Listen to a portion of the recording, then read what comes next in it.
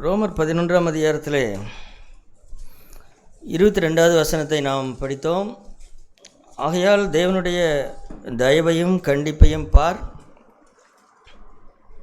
விழுந்தவர்களிடத்திலே கண்டிப்பையும் உன்னிடத்திலேயோ தயவையும் காண்பித்தார், அந்த தயவிலே நிலைத்திருப்பாயானால் அப்படின்னு சொல்லி வாசித்தோம். இது யார் விழுந்தவர்கள் அல்லது யார் கண்டிப்பை பெற்றார்கள், யார் தயவை பெற்றார்கள் அப்படின்னு சொன்னால், அதாவது ஆதி முதலாக தேவன் தெரிந்து கொண்ட ஜனங்கள் யார் அப்படின்னு கேட்டால் இஸ்ரேல் ஜனங்கள்.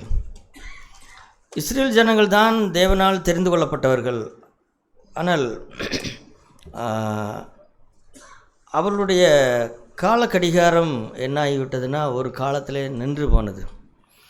அது தேவனுடைய அனாதி தீர்மானம். அது அவர்களுடைய கீழ்ப்படியாமையினாலே என்ன நடந்ததுன்னு கேட்டால், தேவன் அவர்களுக்கு கண்டிப்பை காண்பித்து அவர்களை சுற்றிலும் இருக்கிற புறஜாதிகளுக்கோ தயவை காண்பித்தார். அப்போ நாம் கிட்டத்தட்ட இயேசு கிறிஸ்து இந்த பூமிக்கு வருகிற வரைக்கும்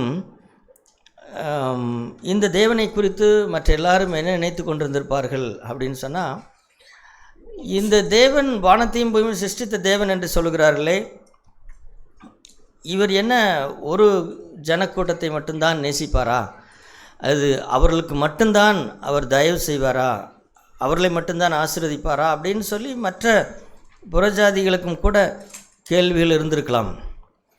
அதாவது பிரஜாதியிலிருந்து வந்து ஆண்டவரிடத்திலே ஜெபம் பண்ணாலும் அப்பொழுதும் ஆண்டவர் கேட்டார். சாலமோன் தன்னுடைய தேவாலயத்தை கட்டி ஆரம்பிக்கும் பொழுது அவர் அப்படி ஜெபம் பண்ணுவார். உம்முடைய ஜனங்கள் மட்டுமல்ல, வேறு யாராவது வந்து கூட இந்த ஆலயத்திற்கு முன்பாக நின்று ஜெபித்தால் நீர் அதை கேட்டு அவர்களுக்கு செய்யும், அந்த ஜெபத்தை கேளும் அப்படின்னு சொல்லி சாலமோன் ஜெபிப்பார். அதுபோல தான் தேவனும் இஸ்ரேல் ஜனங்களுடைய ஜெபத்தை மட்டுமல்ல மற்றவர்களுடைய ஜெபத்தையும் கேட்டார். ஆனால் அது எந்த அடிப்படையில் இருந்ததுன்னா, அது ஒரு உதவியாக ஒரு பிச்சைக்காரனுக்கு பிச்சை போடுகிறது போல தான் இருந்தது. ஆகவே தான் ஆண்டவர் அந்த சீரோபேனிக்கே ஸ்திரீயின் இடத்துல சொல்லும் பொழுது, பிள்ளைகளின் அப்பத்தை எடுத்து நாய்க்குட்டிகளுக்கு போடுகிறது நல்லதல்ல அப்படின்னு சொல்லி அவர் சொன்னார். இப்போ இந்த அளவில் தான் இஸ்ரேல் ஜனங்களும் மற்றவர்களும் இருந்தார்கள். ஆண்டவரே அவருடைய ஊழியத்தை நீங்கள் பார்க்கும் பொழுது, இயேசு கிறிஸ்துவுக்கு வரையறுக்கப்பட்ட ஊழியத்துடைய எல்லை என்ன அப்படின்னு கேட்டால், அந்த காணாமல் போன இஸ்ரேல் வீட்டாரிடத்திற்கே அன்றி மற்றபடி நான் அனுப்பப்படவில்லை அப்படின்னு சொல்லி சொன்னார்.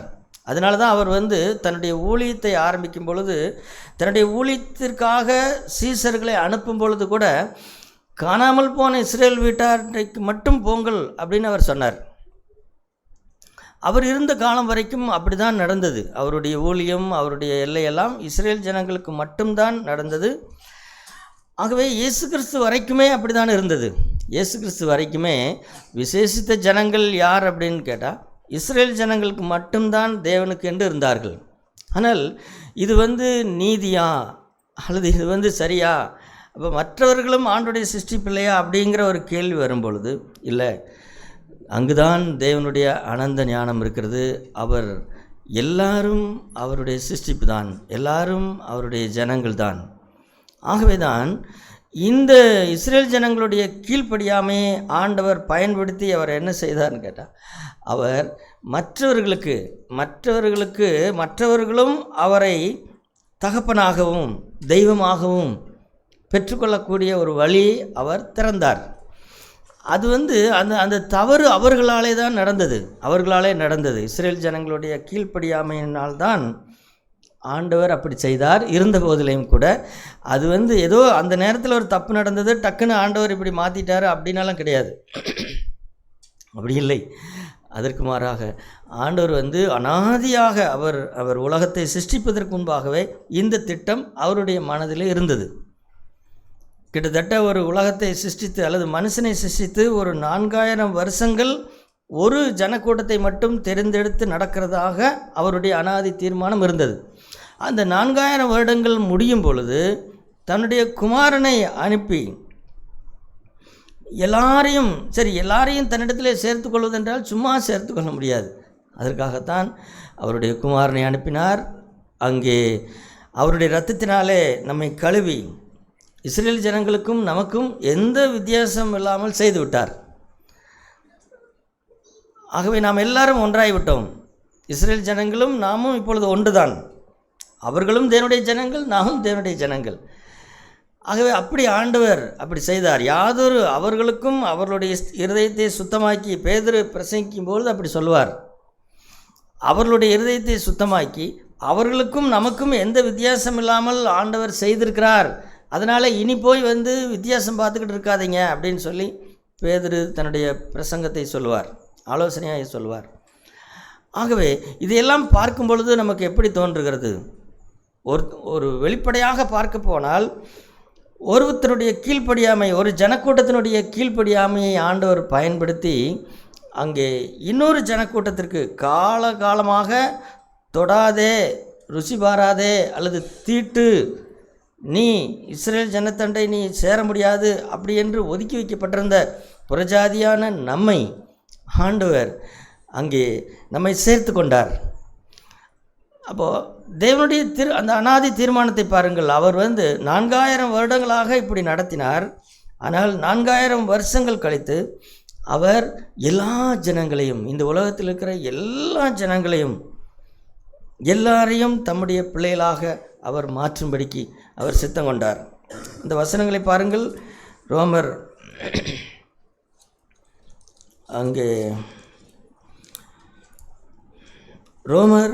9ஆம் அதிகாரம் 25-26 வசனத்தை பாருங்கள்.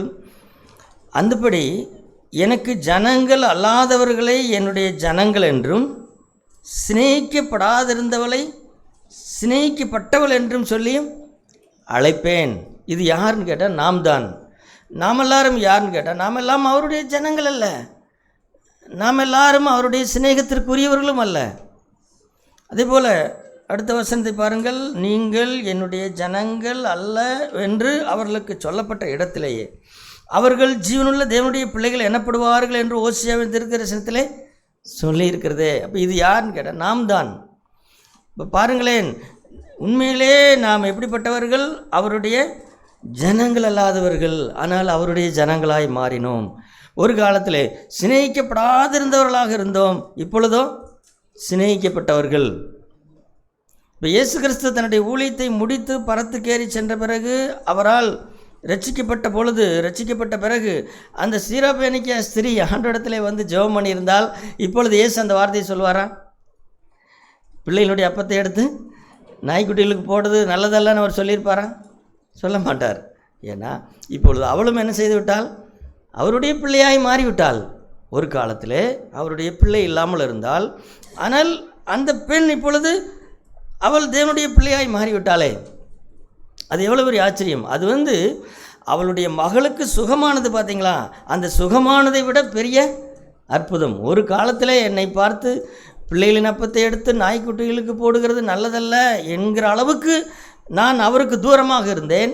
இப்பொழுதோ அவர் என்னை மகளே என்று அவர் என்னை அழைக்கிறார் அப்படின்னு சொன்னார். அதான் அந்த இயேசு கிறிஸ்து பரத்துக்கேறி சென்று பரிசுத்தாயின் வந்த பிறகு இந்த சுவிசேஷம் சீரோபேனிக்கே தேசத்திலே பிரசங்கிக்கப்பட்டு இந்த மகள், இந்த பெண், அந்த பிசாசின் பிடியில் அகப்பட்டிருந்த அந்த பெண்ணுடைய தாயாரும் இந்த சத்தத்தை கேட்டு அவள் ரசிக்கப்பட்டிருந்தால், இப்பொழுது இயேசு அவளை பார்த்து என்ன சொல்வார்? என் மகளே அப்படின்னு தானே சொல்வார். ஆமாம்.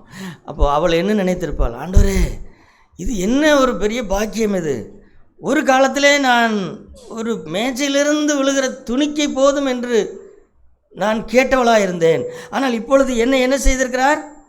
மேஜையிலே உட்கார வைத்து எனக்கு விருந்து படைக்கிறாராம். நீ உட்காரப்பட வேண்டியவள், நீ விருந்து, நீ எஜமாட்டி அப்படின்னு அவளை பார்த்து சொன்னால் அவள் எவ்வளவு மகிழ்ந்திருந்திருப்பாள். அந்த மாதிரி தான் சகோதரர் சொல்லி நாமும் அப்படி தான் இருந்தோம். நாம் ஒரு காலத்திலே நாய்களைப் போல தான் இருந்தோம். நாய்களுக்கு உணவளிப்பதில்லையா? உணவு கிடைக்கும், அப்படி தானே அவளுக்கும் கிடைத்தது. ஆனால் அந்த நாய்க்குட்டியே தேவனுடைய பிள்ளையாய் மாறி தேவனுடைய சிங்காசனத்தில் அவர் அருகே உட்காருகிற அந்த அற்புதத்தை யோசித்து பாருங்கள். அது எவ்வளோ பெரிய விஷயம்! அப்படி தான் நடந்தது. சரி, இப்படி இருக்கிறபடினாலே அங்கே அவர் என்ன சொல்கிறார்? அந்த 11ஆம் அதிகாரத்திலே நம்மளுக்கு ஒரு அடைமொழியை அவர் கொடுக்கிறார். என்ன அடைமொழி? அந்த 11ஆம் அதிகாரம் 30வது வசனத்தை பாருங்கள். ஆதலால் நீங்கள் முற்காலத்திலே தேவனுக்கு கீழ்ப்படியாதிருந்து இப்பொழுது அவர்களுடைய கீழ்ப்படியாமையினாலே இரக்கம் பெற்றிருக்கிறது போல. அப்போது நமக்கு ஒரு பெயர் வைத்து கொள்ளலாம். என்ன பெயர் அப்படின்னு கேட்டால், நாம் யார்? இரக்கம் பெற்றவர்கள். நாம் யார்? இரக்கம் பெற்றவர்கள். தேவனிடத்திலிருந்து இரக்கம் பெற்றவர்கள். அல்லது அந்த இரக்கத்திலே தயவும் இருக்கிறது. அதுதான் தயவை காண்பித்தார் அப்படின்னு சொல்லும் பொழுது, தேவனிடத்திலே தேவனோ நமக்கு எல்லையில்லாத இரக்கத்தை காண்பித்தார். எல்லையில்லாத இரக்கத்தை காண்பித்தார். அதற்கப்புறம்தான் பவுல் இந்த விஷயத்தை எல்லாம் பார்த்து, பவுலுக்கு தேவன் இப்படியெல்லாம் வெளிப்படுத்தினார். புறஜாதிகளும் இஸ்ரேல் ஜனங்களும் அப்படின்னு சொல்லி நீங்கள் இந்த 9, 10, 11 அதிகாரத்தை வாசித்து பாருங்கள். அவைகளெல்லாம் இந்த ரகசியங்கள் எழுதப்பட்டிருக்கும். இதையெல்லாம் பவுல் பார்த்து அடேங்கப்பா ஆண்டவரே, எப்படியெல்லாம் நீங்கள் செய்கிறீங்க, எப்படியெல்லாம் நடத்துகிறீங்க அப்படின்னு அவர் என்ன செய்கிறார்? ஆச்சரியப்பட்டு அந்த 11ஆம் அதிகாரத்தை அவர் எப்படி முடிக்கிறார் பாருங்கள். எல்லார் மேலும் 32ஆம் வசனம், எல்லார் மேலும் இரக்கமாக இருக்கத்தக்கதாக. எல்லார் மேலும் என்றால் ஒரு காலத்திலே இஸ்ரேல் ஜனங்கள் மட்டும் இரக்கம் பெற்றது போல் இருந்தது. ஆனால் இப்பொழுது எல்லாரும் மேலும் எல்லாரும் இரக்கம் பெறத்தக்கதாக ஆண்டவர் சிலரை கீழ்ப்படியாமைக்குள் அடைத்து போட்டார். ஒரு காலத்திலே நாம் கீழ்ப்படியாமல் இருந்தபோது அவர்கள் இரக்கம் பெற்றார்கள். யார்? இஸ்ரேல் ஜனங்கள். இப்பொழுது அவர்கள் கீழ்ப்படியாமல் இருந்தபடினாலே நமக்கு என்ன செய்திருக்கிறது? நமக்கு இரக்கம் கிடைத்திருக்கிறது. இதையெல்லாம் பார்க்கும் பொழுது ஆண்டவரே, உம்முடைய ஞானம், உம்முடைய வழிகள், அவர் பாருங்கள் 33ஆம் வசனத்திலே, தேவனுடைய ஐஸ்வர்யம், ஞானம், அறிவு என்பவைகளின் ஆழம் எவ்வளவா இருக்கிறது. அவருடைய நியாயத்தீர்ப்புகள் அளவிடப்படாதவைகள், அவருடைய வழிகள் ஆராயப்படாதவைகள். இதையெல்லாம் யாராவது ஆராய்ச்சி பார்த்துருப்பாங்களா? ஆனால் இதெல்லாம் அவருடைய மனதில் இருந்தது. எப்பொழுது? உலகத் தோற்றத்திற்கு முன்பாகவே அவருடைய மனதில் இருந்தது. அப்படியானால் இந்த விளையாட்டு எதற்கு? இத்தனை காலங்கள் என்னன்னா, இது எல்லாமே ஒரு அவருடைய நியாயத்தீர்ப்புகள். இப்போ ஏன் யூதருடைய கடிகாலம் நின்று போய்விட்டது அப்படின்னா, அதுவும் ஒரு நீதியுள்ள நியாயத்தீர்ப்பு. என்றால் அவர்கள் கீழ்ப்படியாமல் போனார்கள். அதே போல் பவுல் சொல்லுகிறது போல ஒரு ரகசியத்தை பவுல் சொல்லுகிறதுலேருந்து ஒரு ரகசியத்தை நாம் கற்றுக்கொள்கிறோம். அது என்னன்னு கேட்டால், யூதருடைய கடிகாரம் சீக்கிரத்தில் என்ன செய்ய போகிறது? நிற்க போகிறது. நம்முடைய கடிகாரம் இப்பொழுது ஓடிக்கொண்டிருக்கிறது அல்லவா? நம்முடைய கடிகாரம் ஏறக்குறைய 2000 வருஷங்களாக ஓடிக்கொண்டிருக்கிறது. இந்த கடிகாரம் இயேசு கிறிஸ்து வரும்பொழுது நின்றுவிடும். அதற்கப்புறம் தேவன் என்ன செய்கிறார் அப்படின்னா, திரும்பவும் இஸ்ரேல் ஜனங்களை திரும்பவும் தெரிந்து கொள்வார். அங்கே அது சொல்கிறார் பாருங்கள், 11:25 பாருங்கள். மேலும் சகோதரரே, நீங்கள் உங்களையே புத்திமான்கள் என்று எண்ணாதபடிக்கு ஒரு ரகசியத்தை நீங்கள் அறிய வேண்டும் என்றிருக்கிறேன். அது என்னவெனில், புறஜாதியாருடைய நிறைவு உண்டாகும் வரைக்கும் இஸ்ரவேலரில் ஒரு பங்குக்கு கடின மனதுண்டாயிருக்கும். அதாவது புறஜாதி ஜனங்கள் எல்லாரும் ரட்சிக்கப்படுகிற அந்த நிறைவு வரும் வரைக்கும் நம்முடைய கடிகாரம் ஓடிக்கொண்டிருக்கிறது. ஆனால் ஒரு நாள் வரும், இந்த கடிகாரம் நின்று அங்கே இந்த பிரகாரம் 26ஆம் வசனத்தை பாருங்கள். இந்த பிரகாரம் இஸ்ரவேலர் எல்லாரும் ரட்சிக்கப்படுவார்கள், மீட்கிறவர்கள் சியோனிலே அவபக்தியை யாக்கோப்பை விட்டு விலக்குவார் என்றும் அப்படின்னு சொல்லப்படும் பொழுது, இனி ஒரு காலம் வரப்போகிறது சகோதரர்களே. அந்த காலத்திலே ஆண்டவர் திரும்பவும் இஸ்ரேல் ஜனங்களை அவர் தெரிந்து கொள்வார். அவர்களுடைய கடிகாரம் திரும்ப ஓட ஆரம்பிக்கும். ஆகவே இதையெல்லாம் பார்க்கும் பொழுது நாம் என்ன சொல்லலாம்? ஆண்டவரே, எல்லார் மேலும் இரக்கமாக இருக்கத்தக்கதாக எல்லாரையும் கீழ்ப்படியாமைக்குள் அடைத்து போட்டீர். அங்கே பவுல் அவர் சொல்லுகிறது, அவர் வேலை இதை எழுதி கொண்டிருக்கும் பொழுது அவர் சத்தம் போட்டு சொல்லியிருப்பார். என்ன சொல்லியிருப்பார்? அங்கே என்ன சொல்கிறார்? அப்படிங்கிறார். அப்படின்னா என்னது? ஏதாவது ஒரு விபத்து ஆகிட்டா அல்லது ஒரு பெரிய ஒரு பதறிக்கை ஆகிட்டா தானே அப்படி சொல்லணும். அப்படின்னா அவர் இதையெல்லாம் பார்க்கும் பொழுது அவர் அப்படியே என்ன செய்கிறார்? ஆச்சரியப்பட்டு தேவனுடைய ஆழம், தேவனுடைய ஐஸ்வர்யம், ஞானம், அறிவு இதெல்லாம் எவ்வளவு ஆழமாக இருக்கிறது, எவ்வளவு அப்படின்னு சொல்லிட்டு. கர்த்தருடைய சிந்தையை அறிந்தவன் யார்? அவருக்கு ஆலோசனைக்காரனாக இருந்தவன் யாருன்னா யாருமே கிடையாது, யாரும் கிடையாது. அவர் தனக்கு பதில் கிடைக்கும்படிக்கு முந்தி ஒன்றை அவருக்கு கொடுத்தவன் யார்? அவரும் சகலம் அவராலும் அவர் மூலமாயும் அவருக்காகவும் இருக்கிறது, அவருக்கே என்றென்றைக்கும் மகிமை உண்டாவதாக. அப்போது இதிலிருந்து நமக்கு ஒரு பரவசம் உண்டாயிருக்கும் அல்லவா? இப்பொழுது நாம் படித்ததையெல்லாம் பார்க்கும் பொழுது என்ன பரவசம்? அப்படியா, நான் ஒரு காலத்திலே சிநேகிக்கப்படாதவளாக இருந்தேன், இப்பொழுது நான் சிநேகிக்கப்பட்டிருக்கிறேன். ஒரு காலத்திலே அவருடைய ஜனங்களாக இல்லாமல் இருந்தேன். அல்லது இன்னொரு விதத்திலே பச்சையாய் பேச போனால் நான் ஒரு நாயாக இருந்தேன், நான் ஒரு நாய்க்குட்டியாக இருந்தேன். ஆனால் இப்பொழுதோ அந்த வீட்டிற்கும் எஜமானுக்கும் உரிய ஒரு எஜமானுடைய பிள்ளையாக நான் மாறிவிட்டேன். இனி போய் அவர்கிட்ட போய் கெஞ்சி கேட்டிருக்க வேண்டியதில்லை. ஒரு துளி கூட ஒரு அற்புதம் செய்யுங்க அப்படின்னு காலை பிடிச்செல்லாம் கெஞ்ச வேண்டியதில்லை. இப்போ நான் அவருடைய அற்புதங்களுக்கும் அடையாளங்களுக்கும் நான் யார்? நான் சொந்தக்காரனாய் மாறிவிட்டேன். இனி போய் ஒரு நாய் சாப்பாடு கேட்டுட்ருக்கிற மாதிரி நான் போய் கேட்க வேண்டியதில்லை. சகோதர சொல்ல அநேக நேரங்களிலே நாம் நம்முடைய ஜெபங்கள் இப்படி அவிசுவாசப்படுத்துகிறோம் தேவனை. இல்லை, எல்லா அடையாளங்களுக்கும் இப்போ எனக்கு வேண்டிய சுகத்திற்கு நான் யார்? நான் பாத்திரன். எனக்கு வேண்டிய எல்லாவற்றுக்கும் நான் இப்பொழுது பாத்திரன். ஆகவே இனி நான் அந்த சிரபெனிக்கே ஸ்திரியை போல அல்ல. ஆகவே சரி, இப்படியெல்லாம் இருக்கிறபடினாலே இப்பொழுது நாம் என்ன செய்ய வேண்டும்? அப்போ நம்ம என்ன செய்யலாம், நம்ம என்ன கேட்கலான்னு கேட்டால், அப்படியே அப்போ நான் என்ன செய்யணும் எனக்கு சொல்லுங்கள். இப்படியா எனக்கு இப்படியெல்லாம் நடந்துருச்சா, நான் இவ்வளவு இரக்கம் பெற்றிருக்கிறேன்னா அப்படின்னா அடுத்தது நான் என்ன செய்யணும் அப்படின்னா, அடுத்தது என்ன? 12ஆம் அதிகாரம் 1வது வசனம். அந்த வசனத்தை அவர் ரோமர் 12:1 அவர் எப்படி ஆரம்பிக்கிறார் பாருங்கள். இதை சொல்லி தான் ஆரம்பிப்பார். எதை சொல்லி ஆரம்பிக்கிறாரு? அப்படி இருக்க சகோதரரே, எப்படி இருக்க? இது வரைக்கும் நாம் கேட்டோமல்லவா, இவைகளெல்லாம் இப்படி இருக்கிறபடினால் இடுவாய் சபையில் இருக்கிற சகோதர சகோதரிகளே, உங்கள் சரீரங்களை பரிசுத்தமும் தேவனுக்கு பிரியமான ஜீவபலியாய் ஒப்பு கொடுக்க வேண்டும் என்று உங்களுக்கு கிடைத்த தேவனுடைய இரக்கங்களை முன்னிட்டு உங்களை வேண்டிக் கொள்கிறேன்கிறார். பவுல் ஒரு பக்கம் தேவனுடைய காரியங்களை பார்த்து ஆச்சரியப்படுவார், இன்னொரு பக்கம் இப்படிப்பட்ட தேவனுக்கு நீங்கள் உங்கள் சரீரத்தை ஜீவபலியாய் ஒப்பு கொடுக்க வேண்டும் என்று சொல்லி உங்களை கையெடுத்து கும்பிட்டு நான் வேண்டிக் கொள்கிறேன் என்று சொன்னால் அது நீங்கள் அதை செய்யுங்கள் ஒரு தயவாக, அல்லது அதாவது அது அவ்வளவு முக்கியம் அப்படிங்கிறதைத்தான் அவர் சொல்ல வருகிறார். முடிஞ்சால் செய்யுங்க, இல்லைன்னா போங்க அப்படின்னு இல்லை. தேவனுடைய இரக்கங்களை முன்னிட்டு உங்களை வேண்டிக் கொள்கிறேன், இதுவே நீங்கள் செய்யத்தக்க புத்தியுள்ள ஆராதனை.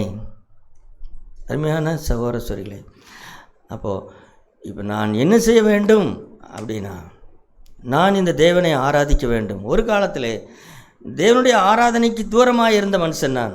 இந்த தேவனை ஆராதிப்பதோ தொழுது கொள்வதோ எனக்கு கிடைக்காதது. ஆனால் இப்பொழுது எனக்கு கிடைத்திருக்கிறது. நான் அவருடைய பாருங்கள், ஒரு காலத்திலே லேவியர் தான் ஆசாரியராக இருந்தார்கள், யூத ஜனங்கள் தான் ராஜாக்களாய் மாறினார்கள். ஆனால் இப்பொழுது வேதம் என்ன சொல்லுகிறது? புறஜாதியாகிய நாம் இப்பொழுது எப்படி இருக்கிறோம்? ராஜாக்களும் ஆசாரியர்களுமாக்கி விட்டார். என்ன பாருங்கள், யூதா வம்சத்தில் வருகிறவர்கள் தான் ராஜாவாய் மாற முடியும். லேவி கோத்திரத்தில் நீங்கள் பிறந்தால்தான் ஆசாரியர்களாய் மாற முடியும். ஆனால் எல்லாவற்றையும் நிறுத்திவிட்டு எங்கேயோ காட்டுக்குள்ளே ஒன்றும் தெரியாத கிடந்த நாய்க்குட்டியைப் போல நாயைப் போல வாழ்ந்து கொண்டிருந்த என்னை எடுத்து இப்பொழுது ஆண்டவர் என்னை என்ன சொல்கிறார்? நீ ராஜா, நீ ஆசாரியன் அப்படின்னு சொல்லுகிறார். சரி, அப்போ இந்த ராஜாவும் ஆசாரியனுமாக இருக்கிற இப்படியெல்லாம் அவன் என்ன செய்ய வேண்டும்? தன் சரீரத்தை ஜீவபலியாய் ஒப்பு கொடுக்க வேண்டும். இப்படி செய்து நீங்கள் அதாவது ராஜா என்றால் என்ன அப்படின்னு கேட்டால், ராஜா என்றால் என்ன? அல்லது அந்த கால ராஜாக்கள் எல்லாரும் என்ன செய்தார்கள் அப்படின்னு கேட்டால், தங்களை சுற்றி இஸ்ரேல் ஜனங்களுக்கு விரோதமாய் படையெடுத்து வந்த ஜனங்களை எல்லாம், இப்போ தாவீது என்ன செய்தான் அப்படின்னா, இஸ்ரேல் ஜனங்களுக்கு விரோதமாய் எழும்பி வந்த எல்லா கூட்டத்தாரையும் ஒடுக்கி அடக்கினான். அதான் அவன் ராஜாவாக இருந்ததற்குரிய அடையாளம். அதே போல் லேவி கோத்திரத்தார் அவர்களுடைய சிறப்பு என்ன அப்படின்னு கேட்டால், அவர்கள் தேவனுக்கு முன்பாக சென்று என்ன செய்வார்கள்? ஆராதனை செய்வார்கள். இப்பொழுது இந்த 2 வேளையும் நானே செய்யும்படிக்காய் ஆண்டவர் கொடுத்து விட்டார். அப்படியானால் இப்பொழுது நான் ராஜாவாக இருந்து நான் என்ன செய்ய வேண்டும்? தேவனுக்கு விரோதமாக எழும்புகிற எல்லாவற்றையும் ஒடுக்கி நிர்மூலமாக்க வேண்டும். தேவனுக்கு விரோதமாக எழும்புகிறது என்ன? கோபம், இச்சை, பொருளாசை, இப்படி எத்தனையோ. இதையெல்லாம் கொல்லக்கூடிய ஒரு ராஜாவாய் ஆண்டவர் என்ன செய்து விட்டார்? என்னை மாற்றிவிட்டார். அதோடு மட்டுமான்னு கேட்டால், அதோடு மட்டுமல்ல, இப்பொழுது நான் அவருக்கு ஆராதனை செய்கிறவனாக. நீங்கள் தேவனுக்கு ஆராதனை செய்ய முடியும். நீங்கள் தேவனண்டை சென்று அவரை பணிந்து கொள்ள முடியும். சகோதரர்கள், சகோதரிகள் எல்லாரும். ஆகவே அருமையான சகோதரர்கள், அப்படியானால் இப்போ என்ன, நாம் செய்ய வேண்டியது என்ன? நம்முடைய சரீரங்களை தேவனுக்கு ஜீவபலியாய் ஒப்பு கொடுக்க வேண்டும். ஆராதனை அப்படிங்கிற அந்த பதத்திலே சகோதர சொல்லை 3 விஷயங்கள் இருக்கிறதாக பேர்ஸ்லாம் நமக்கு கற்றுக் கொடுத்துக்கிறார்கள். ஆனால் இது நம்ம எதை செய்கிறோம், எதை செய்யாமல் விடுறோங்கிறத கண்டுபிடிக்கணும். அதனால் அந்த 3 ஆராதனையினுடைய 3 பதங்கள் என்ன அப்படின்னு கேட்டால், 1 துதி. 1 என்ன? இது நன்றாக ஞாபகத்தில் வைத்துக் கொள்ளுங்கள். நீங்கள் வேணாலும் எழுதி வைத்துக் கொள்ளுங்கள். 1 துதி, 2வது நன்றி செலுத்துதல், 3வது ஆராதனை. இந்த 3 விஷயங்களும் ஆராதனை என்கிறதை நாம் சரியானபடி விளங்கிக் கொள்ள வேண்டும். அப்போது முதலாவது துதி என்றால் என்ன அப்படின்னா, துதி என்றால் நாம் இப்பொழுது சங்கீத புத்தகத்தில் வாசித்தோம் அல்லவா, அதை போலவே இன்னொரு வசனத்தை உங்களுக்கு காண்பிக்கிறேன். 1 தீமோத்தி 6ஆம் அதிகாரத்தை வாருங்கள். 1 தீமோத்தி 6ஆம் அதிகாரத்திலே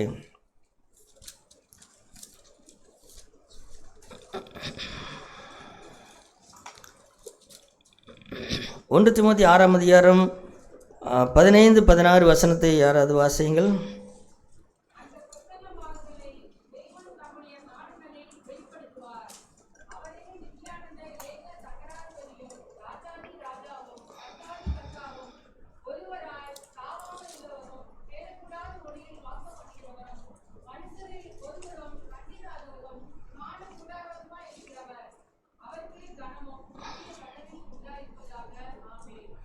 நாம் அந்த 29ஆம் சங்கீதத்திலே வாசித்தது போல இந்த வசனங்களை ஒவ்வொன்றாக நீங்கள் வீட்டிற்கு சென்று தியானித்து பாருங்கள். அவரே நித்தியானந்தமுள்ள ஏக சக்கராதிபதி, சக்கரவர்த்தி. அவர் இந்த முழு உலகத்தையும், முழு உலகம் மட்டுமல்ல எல்லாவற்றையும் ஆளுகை செய்கிற ஏக சக்கராதிபதி அவர்.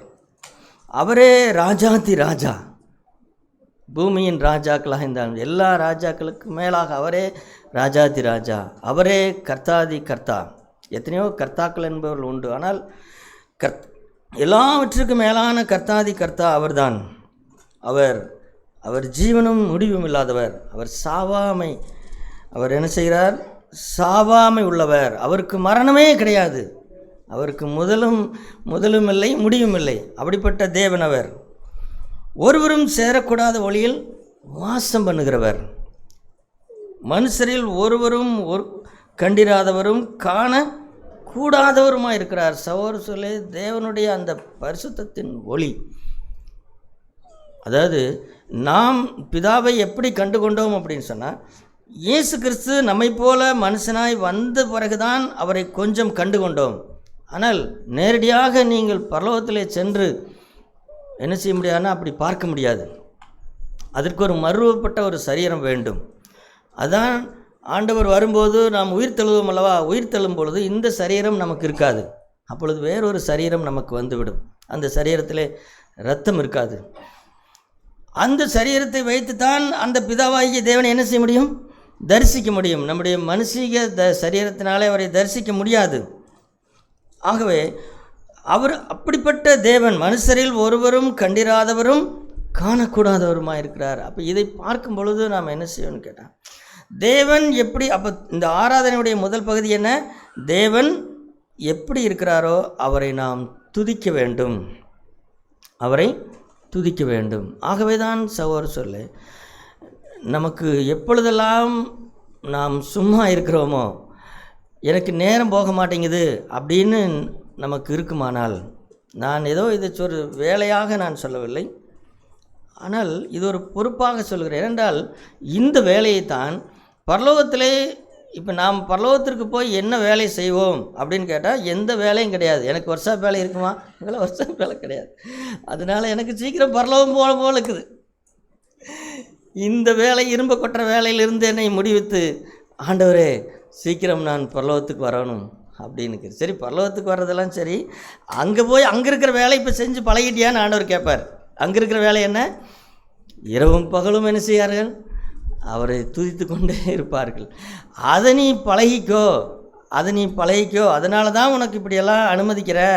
இடைவிடாமல் துதிப்பது எப்படிங்கன்னு நீ கற்றுக்கோ அப்படின்னு தான் எனக்கு பயிற்சி கொடுத்து கொண்டிருக்கிறார். அதனால் இடைவிடாமல் இந்த தேவனை நினைத்து, இப்போ நாம் வாசித்தமல்லவா, இது போல் இப்போ நாம் வாசித்தமல்லவா சங்கீதம் 29, அதுபோல் வேதத்திலே நீங்கள் வாசித்து பார்த்தால் தேவன் அவர் அதனால தான் மனுஷனுடைய பாவத்துக்குரிய பாவம் ஏன் வந்தது, மனிதன் ஏன் பாவத்தில் விழுந்தான்னு கேட்டால், இந்த தேவனை அல்லது மனுஷனுடைய இருதயம் ஏன் இருளாக மாறிட்டு அப்படின்னு கேட்டால், அவன் சிந்தையிலே வீணரானான். சும்மா உட்கார்ந்துட்டு இருக்கும்போது இந்த தேவனை துதிக்காமல் வேறு ஏதோ சிந்தித்துத்தான் வீணராகி, ரோமர் 1ஆம் அதிகாரத்தை வாசித்து பாருங்கள். மனுஷனுடைய வீழ்ச்சியினுடைய அந்த பின்னணி என்னன்னு கேட்டால், அவன் தேவனை அறிந்தும் தேவனென்று அவரை மையப்படுத்தாமலும் ஸ்தோத்திரியாமலும் இருந்து தங்கள் சிந்தையில் என்ன செய்தார்கள்? வீணரானால். ஏனென்றால் தேவன் அப்படிப்பட்டவர். அதனால தான் சொல்கிறேன், இரவும் பகலும் பரலோகத்தில் இருக்கிற வேலை என்னன்னு கேட்டால், இரவும் பகலும் அவரை பார்க்கும்போதெல்லாம் அவர்கள் துதித்து கொண்டே இருப்பார்கள். அந்த மாதிரி நாமும் இந்த பூமியிலே தேவனுடைய சிருஷ்டிப்பென்று எதையெல்லாம் பார்க்கிறோமோ, மரம், செடி, கொடிகள், பறவைகள், மிருகங்கள், ஆறுகள், பள்ளத்தாக்குகள், நீர்வீழ்ச்சிகள், எதையெல்லாம் பார்க்கிறீர்களோ, ஆண்டவரே பூமி முழுவதும் அது மகிமையால் நிறைந்திருக்கிறது என்று என்ன செய்யணும்? நம்ம சொல்ல வேண்டும். அப்படி ஆண்டவரை துதித்து கொண்டே இருக்க வேண்டும். ஆண்டவரே, ஒரு செடியில் ஒவ்வொரு இலைகளும், நான் சில நேரத்தில் எங்கள் ஒர்க்ஷாப் பின்னாடி தோட்டம் இருக்கிறது அல்லவா, அந்த தோட்டத்தை பார்த்துக்கிட்டே இருப்பேன். அங்கே முளைத்திருக்கிற ஒவ்வொரு, அது சாதாரண களை செடிகளாக இருக்கும், ஆனால் ஒவ்வொரு செடிகளும் ஒவ்வொரு வடிவம், அதில் பூக்கிற ஒவ்வொரு பூக்களும் ஒவ்வொரு வடிவம். அப்போ அந்த இடத்துல உட்காந்துக்கிட்டு, ஆண்டவரே நீர் எவ்வளோ மேன்மையான சிருஷ்டி கர்த்தாவாக இருக்கிறீர் ஆண்டவர். ஆனால் இதெல்லாம் எனக்கு பக்கத்திலே இருக்கிறது. நானும் தேவனுக்கு வல்லமை இல்லை என்கிறது போல் அந்த பாத்ரூமுக்கு முன்னாடி இருக்கிற அந்த திண்டல் உட்காந்துக்கிட்டு கன்னத்தில் கை வச்சுக்கிட்டு இருந்தால் எப்படி இருக்கும்? அவரை துதிக்காமலும் ஸ்தோத்தரிக்காமலும் இருந்தால் என் சிந்தையிலே வீணராகி நான் என்ன ஆகிவிடுவேன்? பின்மாற்றம் ஆகிவிடுகிறேன். அதனால் அருமையான சகோதரர்களே, நாம் முதலாவது என்ன செய்ய வேண்டும்? தேவன் எப்படி இருக்கிறாரோ அப்படியே அவரை துதிக்க வேண்டும். ஆராதனையினுடைய 2வது பகுதி என்ன அப்படின்னு கேட்டால், நன்றி செலுத்துதல். உங்களுக்கு அதை காண்பிக்கிறேன். நமக்கு தெரிந்ததான் லூக்கா 17ஆம் அதிகாரத்தில் அந்த 10 குஷ்டரோகிகள் விஷயத்தை பாருங்கள். லூக்கா 17ஆம் அதிகாரம். அங்கே அவர்கள் செய்தது என்ன அப்படின்னு கேட்டால், அவர்கள் செய்தது துதி அல்ல. அவர்களிடத்தில் ஆண்டவர் எதிர்பார்த்தது என்னன்னு கேட்டால், இந்த 10 குஷ்டரோகிகளும் சகோதரர்களே ஒரு காலத்தில் பயங்கர, அதாவது அந்த காலத்தில் இஸ்ரேல் நாட்டுக்கு நீங்கள் போவீர்கள் என்று சொன்னால், இந்த காலத்தை போல் அல்ல. இந்த காலத்திலே குஷ்டரோகத்திற்கு ஓரளவுக்கு மருந்து இருக்கிறது. ஆகவே யாரும் அவர்களை தள்ளி வைக்க மாட்டார்கள். ஆனால் அந்த காலகட்டத்தில் குஷ்டரோகத்திற்கு மருந்தே கிடையாது. அதனால் என்ன செய்வார்கள் அப்படின்னு கேட்டால், ஒரு மனிதனுக்கு குஷ்டம் வந்துவிட்டால் அந்த வீட்டாரே, அவனுடைய அன்பான மனைவியே, அவனுடைய அன்பான பிள்ளைகளே, அல்லது அவனுடைய அன்பான தாய் தகப்பன்மாரே, அல்லது அவனுடைய ஊர் சொந்த பந்தம், எங்கள் மாமன் எங்கள் மச்சான்னு அது வரைக்கும் கட்டி புரண்டுட்டு கிடந்தாங்க பார்த்தீங்களா, எங்கள் அத்தையாக்கும் அப்படிங்கிறவங்கள என்ன செய்வான்னு கேட்டால், அவனை நீ எங்கே செய்யக்கூடாது? நீ இந்த ஊருக்குள்ளே இருக்கக்கூடாது, நீ இந்த வீட்டில் இருக்கக்கூடாது. சொந்த மனைவியே சொல்லிவிடுவாள், தீட்டு அது வரைக்கும் என் கணவரே, என் அன்பே அப்படின்னு சொல்லிட்டு இந்த மனைவி நீ குஷ்டரோகி, நீ இந்த வீட்டில் இருக்கக்கூடாது அப்படின்னு சொல்லி பாருங்கள். குஷ்டரோகத்தினுடைய வலி வேதனைகளை விட இந்த தள்ளி வைக்கப்பட்ட வேதனை இருக்கிறது அல்லவா, அதுதான் பெரிய வேதனை. எங்கே? பாளையத்திற்கு புறம்பே அந்த குஷ்டரோகியில் வாழ்வதற்கென்றே ஒரு இடம் இருக்கும். அந்த இடம் ஒதுக்குப்புறகமான இடம். அந்த இடத்திற்கு வேறு யாரும் வாழ மாட்டார்கள். அது ஒரு பள்ளத்தாக்கை போல் இருக்கும். அந்த பள்ளத்தாக்கிலே எல்லா குஷ்டரோகிகளும் போய் அங்கே கிடப்பார்கள். ஏதோ யாராவது இறக்கப்பட்டு ஏதாவது சோத்தை கொண்டு வந்து போட்டால் அவர்களுக்கு கிடைக்குமே தவிர மற்றபடி இல்லை. அப்போ பாருங்களேன், குஷ்டரோகம் வந்து விட்டாலே அவன் தன் குடும்பத்தால் தள்ளி வைக்கப்படுவான். தன் பிள்ளைகளால், தன் மனைவியினால், தன்னுடைய தாய் தகப்பனால், தன்னுடைய சொந்த பந்தங்களால், தன்னுடைய ஊராரால், தன்னுடைய பட்டணத்தாரால், எல்லாராலும் தள்ளி வைக்கப்பட்டு இனி வாழ்விலே அடுத்த முறை அவர்கள் பார்க்க முடியாது. அப்படிப்பட்ட குஷ்டரோகிகளாக 10 பேர் இருந்தார்கள். இந்த 10 பேரும் கேள்விப்பட்டார்கள். எப்படியோ இயேசு வருகிறார், இயேசு என்று ஒருவர் இருக்கிறார், அவரிடத்திலே போனால் அவர் நோய்களை சுகமாக்குகிறார், குஷ்டரோகத்தை சுத்தமாக்குகிறார், குருடருடைய கண்களை திறக்கிறார் என்று கேள்விப்பட்டார்கள். அதனால் அவர்கள் அந்த பள்ளத்தாக்கிலிருந்து கிளம்பி வந்தார்கள். எப்படியாகிலும் அவரை கண்டுபிடிக்க வேண்டும், அவர் எந்த வழியில் போவாரோ அந்த வழியிலே நாம் போக வேண்டும் அப்படின்னு சொல்லி ஒரு நாள் தேடினார்கள். அப்படி தேடுகையில் ஒரு நாளில் இயேசு அவர்களுக்கு காணப்பட்டார். அப்பொழுது தூரத்திலே நின்று சத்தமிட்டு என்ன செய்தார்கள்? அந்த அது பாருங்களேன், அந்த நிர்பந்தமான நிலைமையெல்லாம் பாருங்கள், அதெல்லாம் சாதாரண விஷயங்கள் அல்ல. அங்கே 12ஆம் வசனம் 17, லூக்கா 17:12, அவர் ஒரு கிராமத்தில் பிரவேசித்த போது குஷ்டரோகமுள்ள மனுஷர் 10 பேர் அவருக்கு எதிராக வந்து எங்கே நின்னார்கள்? தூரத்தில். ஏன்னா பக்கத்தில் வரக்கூடாது. ஏன்னா அது தீட்டு, தீட்டு. பக்கத்திலலாம் வரக்கூடாது. தூரத்தில் நின்று இயேசுவே எங்களுக்கு இறங்கும் என்று சத்தமிட்டார்கள். பாருங்கள் எவ்வளவு நிர்பந்தமான நிலைமை பாருங்கள். அப்படி கிடந்தார்கள். ஆனால் ஆண்டவர் என்ன செய்தார்? ஒன்றை சொன்னார். என்ன சொன்னார்? நீங்கள் போய் ஆசாரியர்களுக்கு உங்களை காண்பியுங்கள் அப்படின்னு சொன்னார். அவர் சொல்லுக்கு கீழ்ப்படிந்து போய் கொண்டிருக்கும் பொழுதே ஒருத்தருடைய ஏன் கையை காமி, இவட முகத்தை காமி, ஆமாம் என்ன மாறிட்டனே அப்படின்னு சொல்லி அந்த ஆசாரியின் இடத்துல போகிறதற்குள்ளாக 10 பேருடைய குஷ்டரோகம் என்ன செய்து விட்டது? சுத்தமாகி ஒரு சிறு குழந்தையை போல அவர்களுடைய கைகளும் கால்களும் மாறிவிட்டது. இப்போது அந்த 9 பேருக்கும் என்ன ஞாபகம் வந்து விட்டதுன்னு கேட்டால், அந்த 9 பேருக்கும் சொஸ்தமான உடனே இதுவரைக்கும் நான் குஷ்டரோகியாக இருந்தபடினால் தானே என்னை தள்ளி வைத்தார்கள். இப்போது நான் என் மனைவிக்கு என்னை போய் காண்பிப்பேன், என்னுடைய பிள்ளைகளுக்கு என்னை காண்பிப்பேன், என்னுடைய வீட்டாருக்கு காண்பிப்பேன், என்னுடைய சொந்தக்காருக்கு காண்பிப்பேன், அவங்களெல்லாம் நான் பார்க்கணும்னு சொல்லி, ஏப்பா இத்தனை நாள் உன்னை என்ன பண்ணாங்க? அவங்க அந்த வாய் தானே உன்னை என்ன செய்து விட்டது? உன்னை தள்ளி வைத்தது. கிறிஸ்துவில் சேர்ந்து விட்டாயே, நீ தீட்டாகி விட்டாயே என்று சொல்லி உன்னை தள்ளிவிட்டதல்லவா? நீ குடிகாரன் அல்லது நீ பாவம் செய்கிறவன் என்று சொல்லி தள்ளிவிட்டதே. அப்போ என்னன்னு கேட்டால் அவர்கள் அது பாருங்களேன், கொஞ்சம் ஒரு அரை மணி நேரத்து வரைக்கும் நிர்பந்தமான பிறவிகள், ஊராராலும் எல்லாராலும் தள்ளி வைக்கப்பட்டவர்கள்.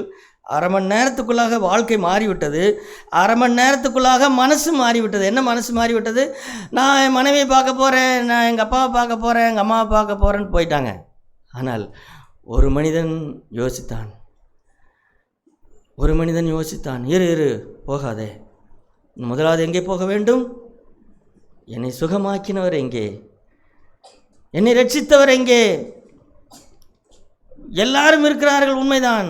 ஆனால் முதலாவது என்னை ரட்சித்தவர் எங்கே? என்னை எல்லாரும் ஒதுக்கி வைத்தார்கள், எல்லாரும் என்னை தீட்டாக எண்ணினார்கள். அந்த நேரத்தில் என்னை தீட்டாக எண்ணாமல் என்னை ரட்சித்தவர் எங்கே, என்னை சுகமாக்கினவர் எங்கேன்னு சொல்லி கூப்பிட்டு கொண்டே அவன் வந்தான். அதுதான் சகோதர சொல்லே நன்றி அறிதல். இந்த நன்றியை நாம் இன்றைக்கு சகோதர சொல்லே நம்மிடத்தில் இருக்கிற ஒரு பெரிய பாவம் என்ன தெரியுமா? நன்றி இல்லை நமக்கு. தேவன் நமக்கு செய்த உபகாரங்களையும் காரியங்களையும் மறந்து விட்டோம். இப்பொழுது எந்த மனுஷர் புறம்பே தள்ளினார்களோ அவர் எல்லாரும் பெரிய ஆளுகளாக தலையிலே தூக்கி வச்சுக்கிட்டு ஆடுற மாதிரி ஆயிடுச்சு. நமக்கு மாமன் மச்சான் அல்லது மற்ற உறவுகள் அல்லது தாய் தகப்பன் இல்லை கிடைத்த வேலை அல்லது கிடைத்த மனைவி எல்லாம் பெரிதாக போய்விட்டது. ஆனால் ஆண்டவருக்கு நன்றி சொல்வதற்காகவே தான் சபை கூடுதல் என்பது சகோதர சொல்லை. அது என்ன அப்படின்னா, அது இந்த வாரம் முழுவதும் என்னை நடத்தின தேவனுக்கு நான் போய் என்ன செய்ய போகிறேன், நான் நன்றி சொல்ல போகிறேன் அப்படின்னு வருகிறதான் சபை கூடுதல். இப்போ இந்த நன்றி இல்லாதவர்களாக போனார்கள் அவர்கள். அதனால தான் ஆண்டவர் கேட்டார், மற்ற 9 பேர் எங்கே? அவங்க வராட்டி பரவாயில்ல அப்படின்னு அவர் சொல்லலை, வந்திருக்கணுமே. அந்த 9 பேரும் எங்கே? அவங்க சுகமாயிருச்சுங்களா, அதனால் மறுபடியும் பிஸ்னஸ் பார்க்க போயிட்டாங்க. சுகமாயிருச்சுங்களாம்மா, மனைவி பார்க்க போயிட்டாங்க. மனைவி பார்க்காம அவர் புலம்பிக்கிட்டே இருந்தார், இப்போ மனைவி பார்க்க போயிட்டார். எப்படின்னு பாரு. அதனால் அருமையான சகோதரர் சொல்ல, ஆராதனையின் 2வது பகுதி என்ன? அப்போ நாம் எப்பொழுதும் முதலாவது என்ன கேட்டோம்? துதி. 2வது நன்றி எறிதல். தேவன் நமக்கு செய்தவைகளை மறந்து விடக்கூடாது. அது மனிதர்களால் நமக்கு செய்யப்பட்ட காரியத்தையும் மறந்து விடக்கூடாது. நிறைய பேர் மறந்து விடுகிறார்கள் சகோதரர் சொல்ல, நிறைய பேர் மறந்து விடுகிறார். 3வது தான் அந்த ஆராதனை அப்படிங்கிற பெயருக்குரிய அர்த்தம் வருகிறது. அதனால் இனிமேல் சகோதரர் சொல்லி இதை நன்றாய் புரிந்து கொள்ளுங்கள். அப்புறம் அதனால் இப்போ நம்ம என்ன சொல்ல வரலாம்னு கேட்டால், எல்லாரும் இந்த 2 பகுதிகளை செய்கிறார்கள். இதை செய்யாதவர்கள் உண்டு, அது மோசமான நிலைமை. எதை செய்யாதவர்கள்? ஆண்டவரை துதிக்காமல் தங்கள் சிந்தையிலே வீணராய் போனவர்கள். இன்னொன்று, தேவன் செய்த நன்மைகளை மறந்து நன்றி அறியாதவர்களாக போய்விட்டவர்கள். அதுவும் மோசமான நிலைமை. ஆனால் அநேகம் பேர் என்ன செய்கிறார்கள்? இந்த 2ஐயும் செய்யத்தான் செய்கிறார்கள். ஆண்டவரை எப்பொழுதும் துதிக்கிறார்கள், தேவன் செய்த நன்மைகளை மறப்பதில்லை, நன்றி சொல்கிறார்கள். ஆனால் சொல்கிறேன், இந்த 2ஐயும் செய்வதற்கு நீங்கள் ஒன்றும் பாடுபட வேண்டிய அவசியமே இல்லை. இந்த 2ஐயும் செய்வதற்கு உங்களுக்கு பெரிய காரியங்கள் ஒன்றும் தேவையில்லை. ஆனால் 3வது காரியம் என்ன? ஆராதனை. அதற்கு ஒன்றை விட்டு கொடுக்க வேண்டும், அதற்கு ஒன்றை இழக்க வேண்டும். ஆகவே நாம் ஆராதனை என்கிறது இந்த சபைக்கு நன்றி, அதாவது துதி செலுத்துகிறதும் நன்றி சொல்லுகிறதையும் வைத்து நான் தேவனை இன்னைக்கு ஆராதிக்க போனேன் என்று சொல்லிவிடாதிருங்கள். அது 2 முக்கியம்தான். ஆனால் ஆராதனை என்றால் என்ன அப்படின்னா, இதையெல்லாம் தாண்டி இருக்கிறது. அது என்ன அப்படின்னு கேட்டால், நான் வாசித்த 1ஆம் வசனத்தில் வாசித்தது போல், அது என்னுடைய சரீரத்தை ஜீவபலியாய் கொடுப்பது. இப்போ 2-3 இடத்துல நான் அதை காண்பிக்கிறேன். அது நமக்கு தெரிந்த வசனம்தான். ஆதியாம் புஸ்தகம் 22ஆம் அதிகாரத்தில் ஆபிரகாம் ஈசாக்கை பலியிட போனார் அல்லவா? அப்பொழுது அவர் என்ன சொல்வார்? நாங்கள் தொழுது கொண்டு திரும்பி வருகிறோம் அப்படின்னாரு. அப்போ என்னென்னா, அவர் தேவனை ஆராதிக்க போனார். சரி, ஆராதிக்க போன போது அங்கே போய் ஏதாவது பாட்டு பாடிட்டு வர்றக்கா போனாரா? இல்லை, தன்னுடைய ஈசாக்கை பலியிடச் சென்றார். தன்னுடைய இருதயத்தை கவர்ந்து கொண்டு தேவனுடைய இருதயத்திற்கு தள்ளி வைத்து விட்டு, அதாவது தேவனை 2வது நபராகவும் ஈசாக்கை 1வது நபராகவும் ஆகிவிட்ட அந்த விஷயத்தை அவர் விட்டுவிட போனார். அது ஒரு வழி நிறைந்தது. அதை விட்டுவிட ஆயத்தமானார். அந்த மாதிரி தான் சகோதர சொல்லே, நம்முடைய சரீரங்களை, நம்முடைய மனது, நம்முடைய உணர்ச்சிகள், நம்முடைய சித்தம் எல்லாவற்றையும் படைக்க வேண்டும். எல்லாவற்றையும் அவருடைய பலிபீடத்திலே படைக்க வேண்டும். எனக்கு என்னுடையது, என்னுடைய சித்தம் எனக்கு பிரியமானது அப்படிங்கிற எல்லா விஷயத்தையும். இப்போ ஆபிரகாமுக்கு எது பிரியமானது? ஈசாக்கு. அந்த ஈசாக்கை படைத்து தொழுது கொண்டார். அவர் ஒரு ஆராதனை செய்தார். 2வது ஆராதனை எங்கே எழுதப்பட்டிருக்கிறதுன்னு கேட்டார்.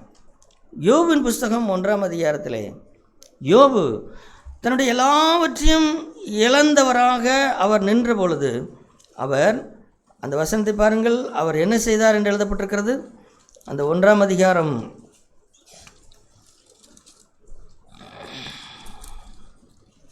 யோபு 1ஆம் அதிகாரத்தில்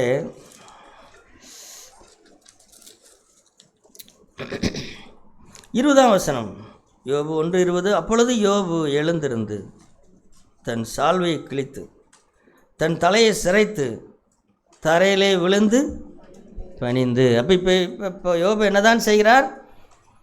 அவர் ஆராதிக்கிறார் தேவனை. அவர் ஆராதிக்கிறார். இந்த ஆராதனை பாருங்கள். இந்த ஆராதனை செய்வதற்கு அவர் என்னத்தை எல்லாம் இழந்திருந்தார்? கர்த்தர் எனக்கு நன்மை செய்தபடினால் அவரை பாடுவேன் அப்படின்னு சபையிலே பாடுகிறதல்ல, இல்லை, அது வேறு. அது துதி, நன்றி செலுத்துதல் அப்படிங்கிற கட்டத்தோடு அழிந்து விடும். நான் தான் சொல்கிறேன் பாருங்கள், இன்றைக்கி 99% கிறிஸ்தவர்கள் இந்த ரெண்டையும் செய்கிறார்கள். என்ன செய்கிறார்கள்? ஆண்டவரை துதிக்கிறார்கள், ஆண்டவருக்கு நன்றி செலுகிறார்கள், ஆனால் ஆராதனை செய்கிறதில்லை. ஆராதனை செய்கிறதில்லை என்றால் ஆராதனையின் கருத்து என்னதென்று தெரியவில்லை. ஆராதனையின் கருத்து என்ன? உங்கள் சரீரங்களை ஜீவபலியாய் ஒப்புக் கொடுங்கள் அப்படிங்கிறது. அப்போ இந்த இடத்துல யோபு பணிந்து கொண்டார் அப்படின்னு சொல்லும் பொழுது அவர் எல்லாவற்றையும் இழந்திருந்தார். பிள்ளைகளை, சொத்துக்களை, உடைமைகளை எல்லாவற்றையும் இழந்திருந்தார். அப்பொழுது ஆராதனை செய்கிறது என்பது சாதாரண விஷயம் அல்ல சகோதரர்களே. அதே போல் லூக்கா 4ஆம் அதிகாரத்தில் பாருங்கள், இயேசு கிறிஸ்து எப்படி ஆராதனை செய்தார் அப்படிங்கிறதை பாருங்கள். அந்த இடத்துல நடந்தது என்ன அப்படின்னா, லூக்கா 4ஆம் அதிகாரத்தில் பிசாசு இயேசுவை சோதிக்கிறான். அங்கே லூக்கா 4ஆம் அதிகாரத்தில் அந்த வரியை பாருங்கள். அதாவது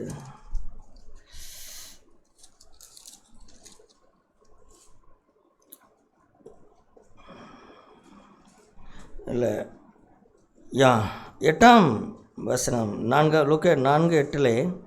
இப்பொழுது என்ன சோதனை அப்படின்னு கேட்டால், இயேசு கிறிஸ்துவுக்கு 3 சோதனைகள் வந்தது. இது எல்லாமே நாமும் சோதிக்கப்படுகிற சோதனைகள். இந்த கற்களை அப்பமாக்கி சாப்பிடும் அப்படிங்கிற சோதனை, அல்லது இதிலிருந்து குதி, உன்னை தூதர்கள் காப்பாற்றுவார்கள் அப்படிங்கிற சோதனை, அல்லது இந்த உலகத்தின் சகல மகிமையும் காண்பித்து நீ மட்டும் என்னை பணிந்து கொண்டால் இதெல்லாம் உனக்கு தாருவேன் அப்படின்னு சொன்னபோது, இந்த சோதனை தான், இந்த 3ம் தான் சகோதரர்களே மனிதர்களை பிடித்து ஆட்டுகிறது. ஆனால் இந்த இடத்துல அங்கே என்ன சொல்கிறார்?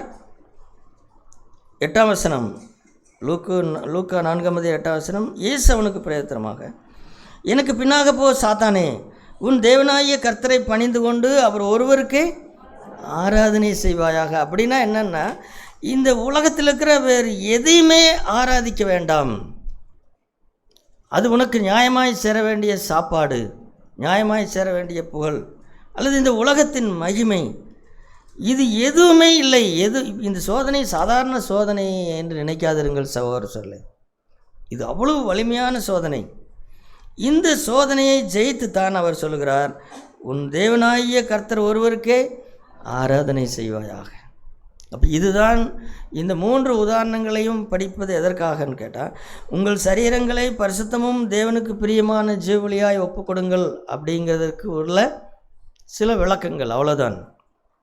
ஆகவே அருமையான சகோதர சோரிகளே, இந்த காலை நேரத்திலையும் கூட நாம் இதை புரிந்து கொள்வோம். அதற்கு பிறகு அடுத்த வாரத்திலே நாம் மீதியுள்ள காரியங்களை, அடுத்த வசனத்தை, 2வது வசனத்தை நாம் அடுத்த வாரத்திலே நாம் தியானிக்கலாம். தேவன் நமக்கு உதவி செய்வாராக.